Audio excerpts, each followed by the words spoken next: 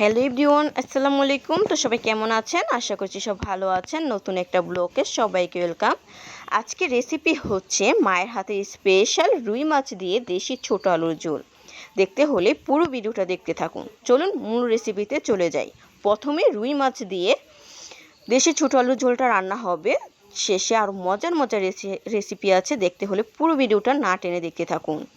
তো এখানে হলুদ, মরিচ, স্বাদ মতো লবণ দিয়ে ম্যারিনেট করে রেখেছিল আগে থেকে রুই মাছগুলো। তারপর পরিমাণ মতো তেল গরম করে রুই মাছগুলো অ্যাড করে দিয়েছে কড়াইতে। তো উল্টে পাল্টে মাছগুলো সুন্দরভাবে ভেজে নিচ্ছে আম্মু। দেখুন কতটা পারফেক্ট সুন্দর হচ্ছে মাছগুলো ভাজা, অনেক সুন্দর লোভনীয় লাগছে। এক্ষুনি খেতে ইচ্ছে করেছে মাছগুলো দিয়ে গরম ভাত খেতে অনেক মজা, সাথে যদি থাকে পোড়ামরিচ আরও অনেক মজা লাগে। তো এখানে পরিমাণ মতো তেল গরম করে পেঁয়াজ কুচি অ্যাড করে দিয়েছে। পেঁয়াজটা যখন ভাজা হবে, ব্রাউন কালার হবে, ওই পর্যায়ে টমেটো কুচি অ্যাড করে দিয়ে পরিমাণ মতো স্বাদ মতো লবণ দিয়ে দিতে হবে সিদ্ধ হওয়ার জন্য। টমেটো সিদ্ধ হয়ে এলে তারপর আলুগুলো অ্যাড করে দিতে হবে। মাঝখান থেকে আম্মু আলুগুলোকে ভেঙে দিয়েছে সুন্দর আঠালো হওয়ার জন্য। তো এখানে পরিমাণ মতো হলুদ, মরিচের গুঁড়া দিয়ে এখন কষিয়ে নিতে হবে। কষিয়ে এলে তারপর মাছগুলো অ্যাড করে দিতে হবে। দেখুন কতটা সুন্দর লোভনীয় লাগছে দেখতে, খেতে অনেক মজা ছিল রুই মাছ দিয়ে দেশি ছোট আলুর ঝোল। মাছগুলো দিয়ে পরিমাণ মতো ঝোল অ্যাড করে দিয়ে তারপর কাঁচামরিচগুলো অ্যাড করে দিয়েছে। এখন বলক আসা আগ পর্যন্ত অপেক্ষা করতে হবে। বলক চলে এসেছে, এখন পরিমাণ মতো ধনিয়া পাতা কুচি দিয়ে নামিয়ে নেবে। যতটুকু পেরেছি ততটুকু ভিডিওটা শেয়ার করেছি, স্কিপ করে ছোট ছোট করে। ভিডিওটা তাহলে অনেক লং হয়ে যাবে। তো পরিমাণ মতো ধনিয়া কুচি অ্যাড করে দিয়েছে। তো এখন নামিয়ে নেবে। নামানোর পর দেখাচ্ছি কতটা লোভনীয়, অসাধারণ লাগছে, খেতে ভীষণ মজা ছিল।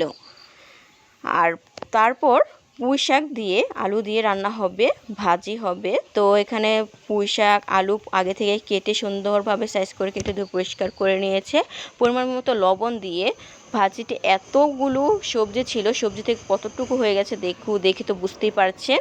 তো আস্তে আস্তে পানিটাকে শুকিয়ে নিতে হবে। শুকানোর পর দেখুন কালারটা কত সুন্দর আসছে, খেতে অনেক মজা ছিল পুঁই শাক দিয়ে আলু ভাজি।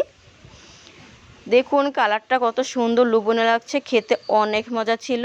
আজকে দুটো রেসিপি এখানে শেষ করছি। আর একটি রেসিপি হচ্ছে কবুতর ভুনা। কবুতর পুরো রেসিপিটি শেয়ার করিনি, যতটুকু সম্ভব ততটুকু শেয়ার করেছি। অবশ্যই কমেন্ট করে জানাবেন আপনাদের কাছে আমার 3টি রেসিপি কেমন লেগেছে।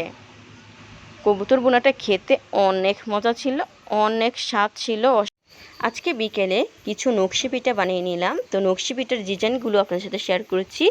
আমার হাতে ডিজাইন করা নকশি পিঠাগুলো আপনাদের কাছে কেমন লেগেছে অবশ্যই কমেন্ট করে জানাবেন। নকশি পিঠা খেতে এত মজা, পারফেক্ট মোচমোচে হলে তো খেতে অসাধারণ ভীষণ মজা লাগে।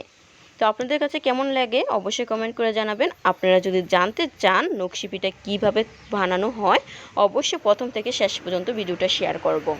ডোটা যদি সুন্দর হয় নকশি পিঠাগুলো সন্ধ্যায় তো কিছু খাওয়ার পর দুধ, চা বা কফি খেতে হয়। তো নিজের হাতে কফি বানিয়ে নিলাম।